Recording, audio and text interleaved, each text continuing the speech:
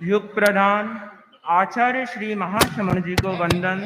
Hello वंदन साध्वी प्रमुखाशी जी, मुख्य मणि प्रवर, मुख्य नियोजिका जी, साध्वी वरिया जी आदि समस्त साधु साधियों को वंदन। बंधुओं और बहनों, उपस्थित दिल्ली वासियों, आज हम सभी का सौभाग्य है जो इस नेताओं की नगरी में एक धर्म नेता का प्रवेश हुआ है।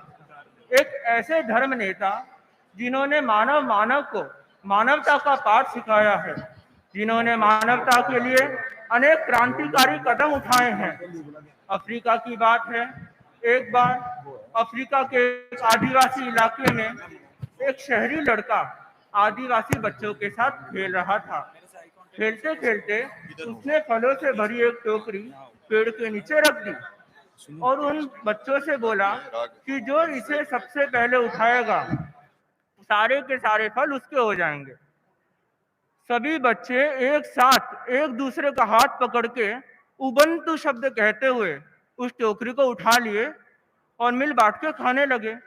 उस शहरी लड़के ने पूछा कि जब तुम्हारे अकेले के पास मौका था कि तुम सारे फल ले सकते थे तो तुम सब साथ में क्यों गए?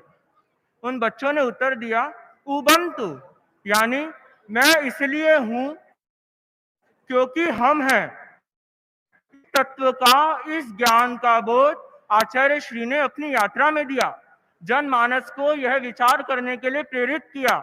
आचार्य श्री ने जगह जगह दंगा, हिंसा, झगड़ा, मारकाट, जातिवाद को लेके लोगों को लोगों को प्रेरणा दी कि तुम कभी भी ये सब करके मानवता को सुरक्षित नहीं रख सकते। तुम कभी भी बेईमानी, भ्रष्टाचार से धन कमा के सुख व आनंद से नहीं जी सकते। तुम नशा करके मनुष्य का जीवन नहीं जी सकते। मनुष्य रहते हुए दानव का जीवन जियोगे। आचार्य श्री फरमाते हैं, बहुत लोग सोचा करते हैं कि हम मर के स्वर्ग में जाएं, पर आचार्य श्री फरमाते हैं ऐसे बहुत कम लोग होते हैं जो यह सोचते हैं हम स्वर्ग को धरती पे लाएं। उनमें एक आचार्य श्री महाश्रमण जी, जिन्होंने स्वर्ग को धरती पे लाने के लिए इस देश के गांव-गांव, गली-गली, विभिन्न नगरों व विभिन्न देशों की यात्रा की, करोड़ों लोगों को सद्भावना, नैतिकता व नशा मुक्ति का संकल्प कराया। बहुतों का प्रश्न आता है कि आचार्य श्री से करोड़ों लोगों ने यह संकल्प क्यों स्वीकार किए, इसके पीछे क्या कारण रहा? तो अनेक विचार आए, उनमें कुछ इस प्रकार है। एक तो आचार्य श्री की कथनी और करनी में भेद नहीं था। जो आचार्य श्री ने कहा वह पहले आचार्य श्री ने खुद ने किया। दूसरा, आचार्य श्री की क्रांति सदा आत्मशुद्धि के साथ बनी रही। तीसरा, आचार्य श्री का अच्छाई पर हमेशा अडिग भरोसा बना रहा। चौथा, आचार्य श्री का विश्वास ही आचार्य श्री की विश्वसनीयता बनी। पांचवा, गुरुदेव लोगों के सदा अभय और निर्भय करने वाले जननायक बने रहे। इन्हीं कारणों से आचार्य श्री की पूरे देश में एक अलग ही गूंज हुई, सदियों की जागृतियां हुई।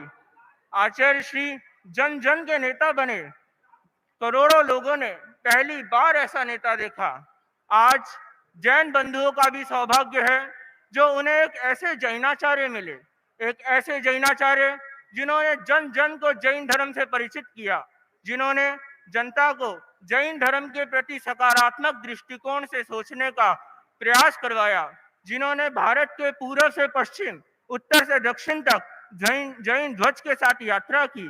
वह भूटान का वह द्वार जिधर से आज तक कोई दूसरा कभी कोई पदयात्रा नहीं हुई, जहां पे कभी कोई दूसरे देश, दूसरे धर्म का ध्वज नहीं फहराया गया, उधर से आचार्य श्री ने पदयात्रा कर जैन धर्म के ध्वज के साथ भूटान में प्रवेश किया। यह भूटान के इतिहास में पहली बार देखा गया। गुरुदेव की दिल्ली वासियों पे सदा कृपा बनी रही है। गुरुदेव ने दिल्ली वासियों को अहिंसा यात्रा के प्रारंभ का अवसर दिलाया और इस बार समापन का अवसर भी दिला रहे हैं। आचार्य श्री ने दिल्ली वासियों को हमेशा तिगुना चौगुना बख्शाया। यहाँ तक कि आचार्य श्री का जो प्रवास था उसे भी आचार्य श्री ने तिगुना कर बख्शा डाला। गुरुदेव, मैं आज दिल्ली वासियों की तरफ से आपसे कुछ मांगना चाहता हूँ। गुरुदेव, दिल्ली में हर देश का नागरिक रहता है। भारत की सारी मीडिया, सारे उद्योगों का संबंध दिल्ली से है। दिल्ली भारत की राजधानी है। इधर 13 पंथ के से अधिक परिवार रहते हैं, जो कि आपके अंतिम चौमासा भीलवाड़ा, जहाँ पे मात्र 450 परिवार है, उधर से 11 गुना अधिक है।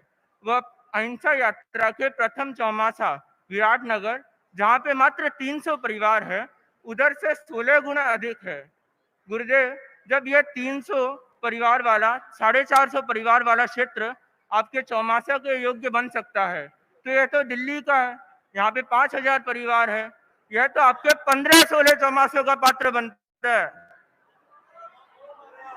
पर गुरुदेव, आप यात्रा करने वाले हैं, हम आपको रोक नहीं सकते। इसके लिए हम यह मांगते हैं कि इन 15-16 चौमासों की जगह आप इस दिल्ली को एक योगक्षेम वर्ष बख्शा डालें, दिल्ली वासियों को आशीर्वाद दे, वो आपका योगक्षेम वर्ष बहुत ही सफल, सुफल व आनंदित हो मना सके। इन्हीं शुभ भावों के साथ ओम अरहम।